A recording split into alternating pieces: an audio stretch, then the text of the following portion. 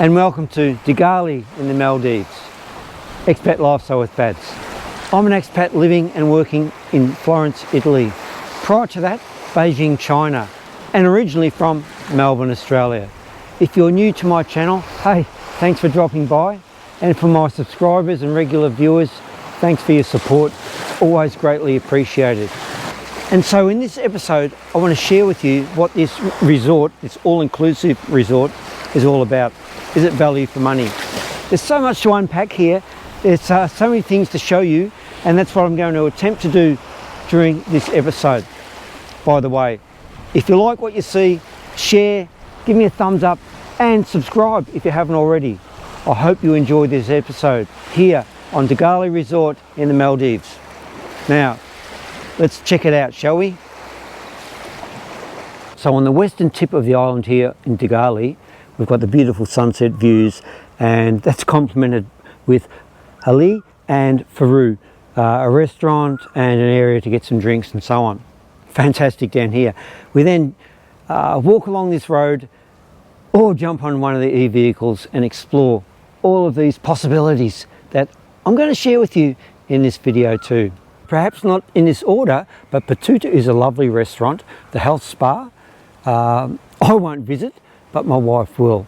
We're not big scuba divers, but we certainly like our snorkeling. So the dive centre, the reception and lounge area is where you'll first arrive when you land here on Dhigali. The splash and water sport is a pretty good kids club too. The cafe, boutique, it's about halfway along the island, and you know, smoothies and coffees and muffins and so on, all a part of the package. The recreation area, you've got a pool table, table tennis table. The gym is fairly small, but I'll show you that when I do a workout myself. Now, the eastern end of the island, you've got East Bar and the main pool. And at East Bar, you've got Capers, which is where all of the buffet breakfasts are. And they serve buffet lunches and dinners every day. And Jade is another restaurant down at the eastern end of the island. Yay or nay, is this an all-inclusive resort to come to?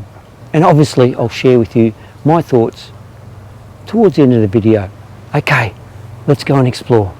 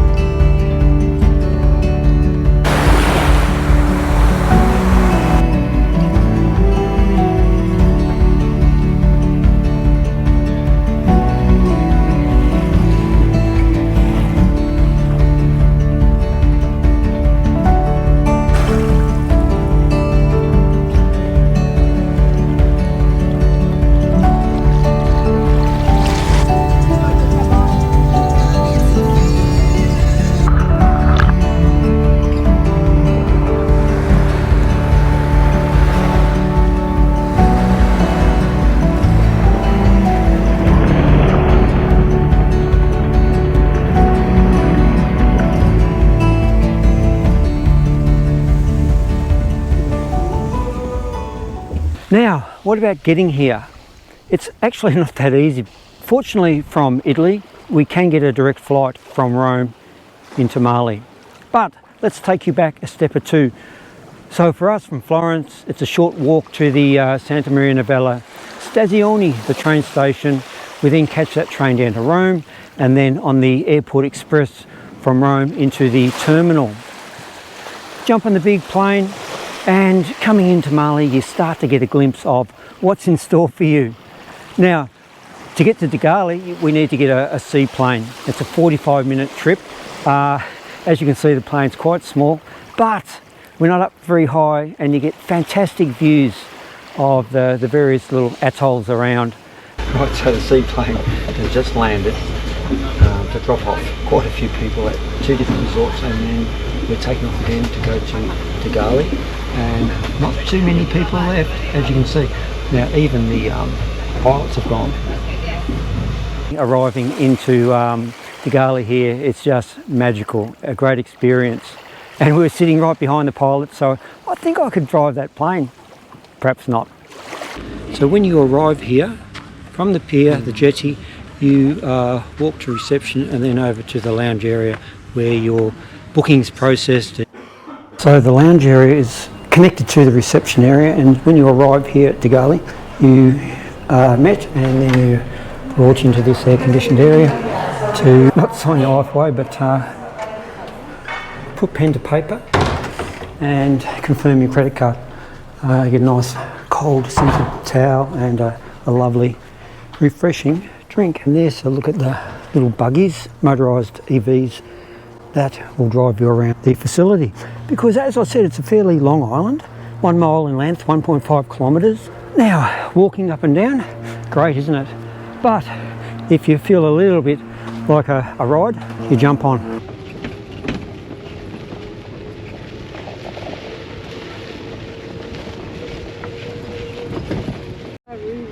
Mediterranean. Mostly we will like.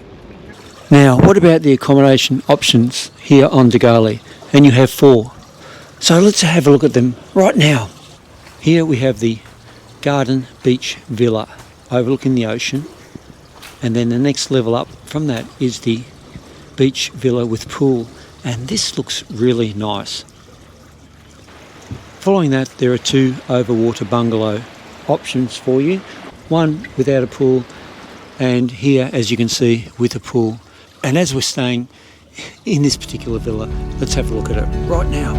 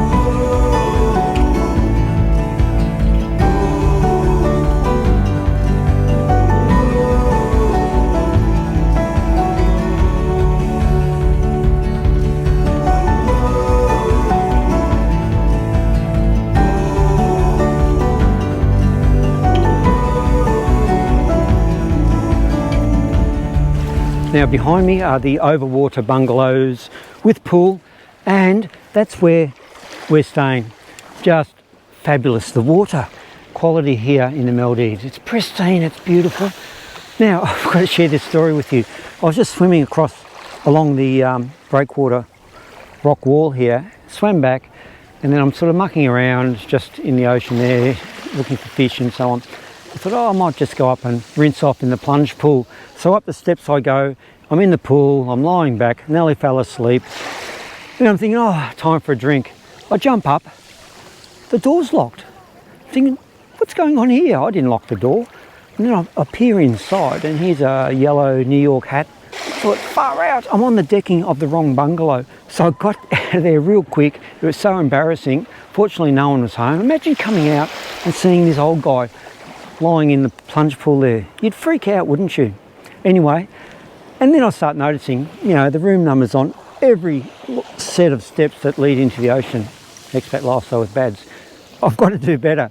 Anyway, I just thought I'd share that story with you. Hey, what about the vista? It's pretty good, isn't it?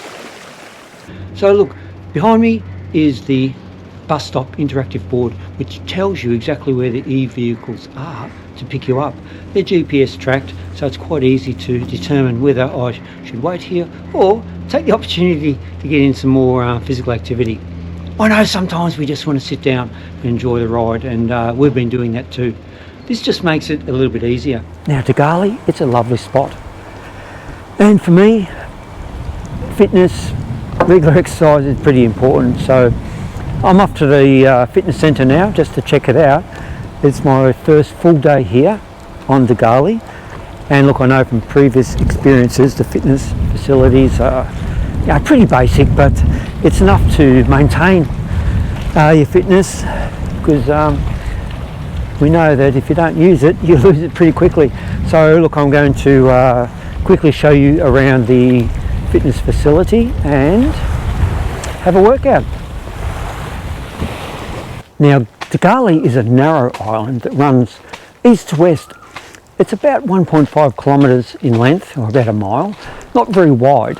And running along the length of the island in parallel are these two hard-packed sand roads.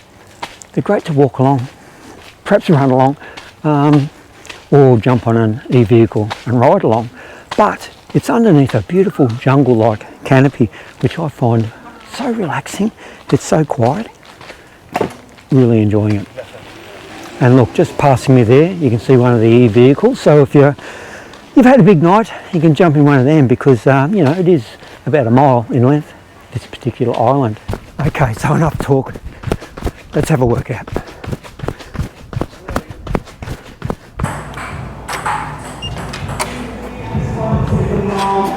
And look, typically the gyms at these resorts are not very busy, and as expected, guess what?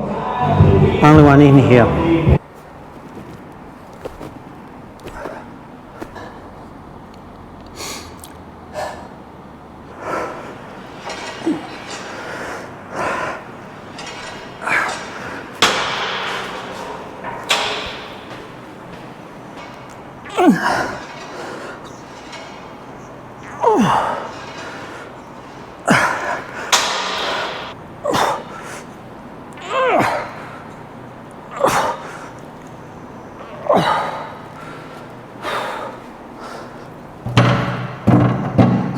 So typically I'm doing 5 sessions a week, pretty consistently, because the fitness centre where I'm a member in Florence is open very early in the morning, and it's close to my work, so it's convenient and that helps a lot.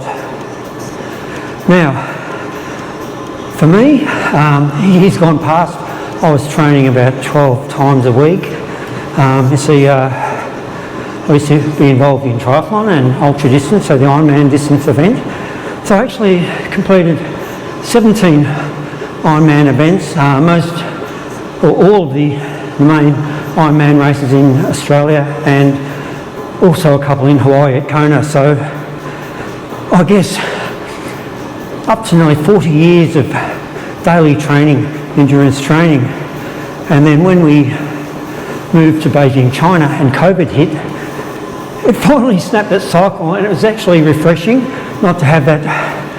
Yeah, it's just my own personal pressure that I put on myself, but it was starting to take its toll on my body, you know, my back and some leg injuries, calf injuries, old man injury. So yeah, getting back, it was an enforced layoff, and now I'm really just enjoying keeping fit, you know, 5 times a week, because as I'm getting older, it's really important, and consequently I'm doing more weight training now to try and maintain the muscle mass that I've got, because I tell you what, the old hormonal levels drop away, testosterone and so on, and I can see the muscle that I've lost. So I'm just working hard to try and maintain what I've got as I move forward. But I'm telling you what, 5 times a week, it's really great, because I'm not having to think, oh, I've got to do a 6-hour ride tomorrow, sort of, so I'll do a 30k run. So it's good in that respect. So I'm really enjoying the fitness work that I'm currently doing. Now, getting back to this facility, as I said, don't expect much in the resorts, whether it's here in the Maldives or Thailand or Bali or wherever you are. You've just got to adapt a little bit with what's available, and you're not going to set records, are you? But what we're trying to do is get by with the all-inclusive buffets, brekkies, lunches, cocktails. So get through that without doing too much damage in terms of weight going on, if you know what I mean. Anyway, back to the workout. So there we have it, that workout for Monday, done and dusted. Now, for me, I don't go in and fluff around. It's relative to my fitness and my state of motivational readiness on the day, but I try and push it each session, short and sweet. And I'm out now and looking forward to the rest of the afternoon. I'm thinking that workout's probably worth at least 2 pina coladas at sunset. So look, I'll give you the wink when I'm there, and you'll know what I mean. So you'll just have to watch the rest of this episode to see, did I get those 2 pina coladas? And here I am at reception on this lovely sunny day in Dhigali. Now, a part of the all-inclusive package is that you get a choice between a Dolphin Cruise or a sunset cruise. So we've decided to do the Dolphin Cruise, which is coming up shortly, and reception is just in line with the pier where we arrive, Dhigali, and also where the Dolphin Cruise will depart from. So hopefully we'll see some dolphins out there today. Stay tuned. To find some dolphins for you, but we never know exactly where dolphins are.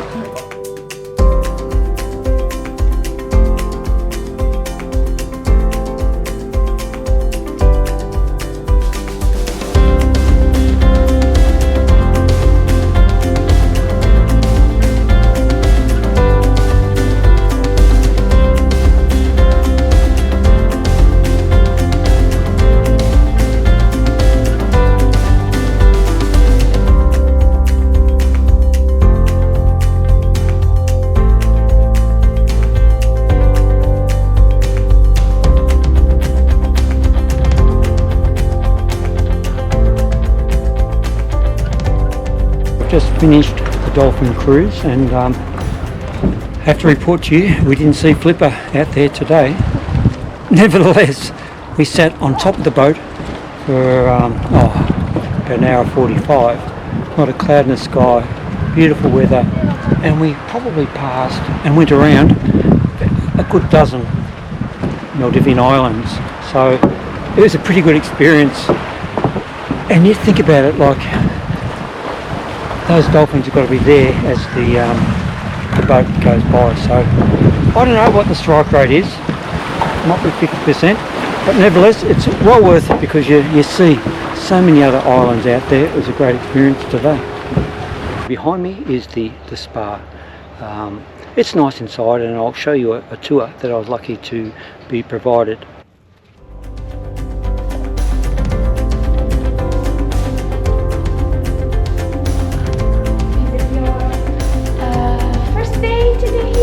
First thing that we arrived yesterday at this spa. 10 a.m. Yeah. We are in the middle of jungle. So It was very relaxing. that's the idea. So yeah, if you have a treatment with us, this is also your package, so you can use the pool, the labyrinth, and then also the steam. Walking in the jungle How long more? until Friday. Yes, we're all for sure. Thank you.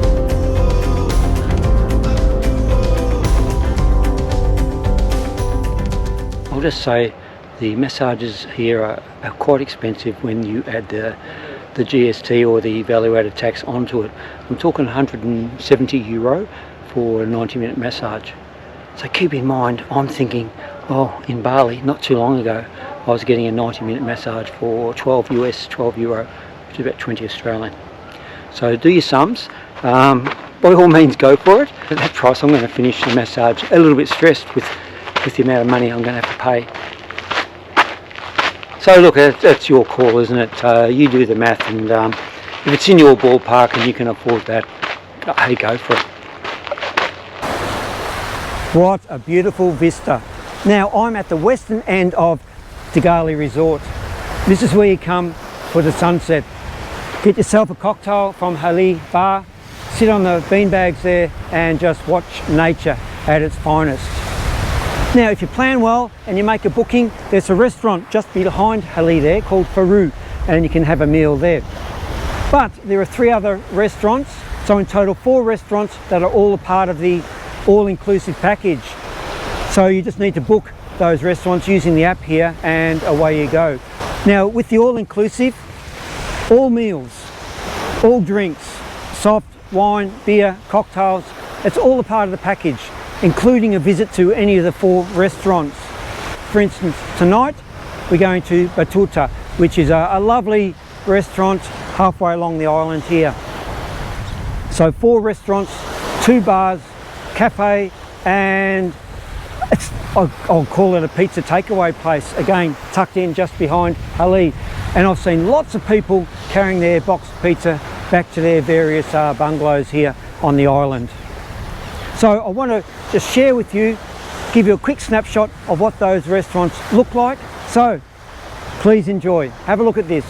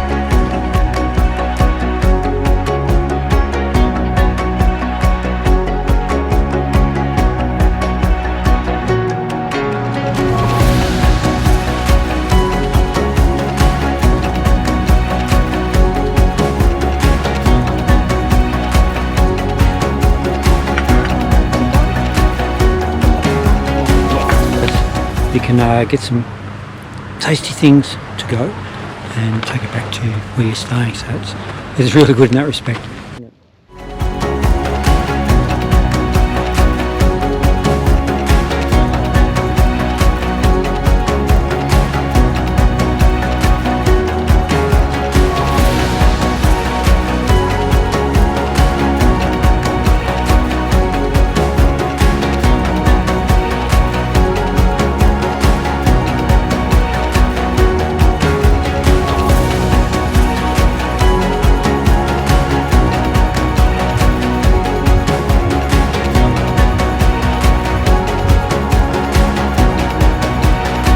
See you later. Bye.